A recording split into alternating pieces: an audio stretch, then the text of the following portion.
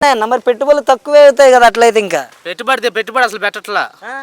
చంద్రబాబు వచ్చిన కాడి నుంచి అసలు పెట్టుబడులు పెట్టట్లా. మందు కట్ట 500, మరి యూరియానేమో 30 రూపాయలు 50 రూపాయలు యూరియా కట్ట. 28 కట్టేమో 500 600. మన చరిత్రలో కూడా అసలు ఎప్పుడు అట్లా అమ్మలేదు కదా.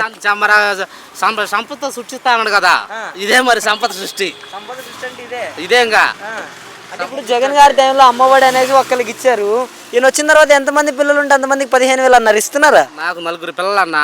4 పిల్లలకి అమ్మఒడి ఇస్తూనే ఉండవు. నాకు ఇంట్లో 1,00,000 రూపాయలు వచ్చినాయి ఇప్పటికి. అమ్మఒడి 1,00,000 రూపాయలు వచ్చాయి 4 పిల్లలకి. 60,000 రావాల్సింది ఆ లెక్కనైనా. నాకు 1,00,000 వేసిండు.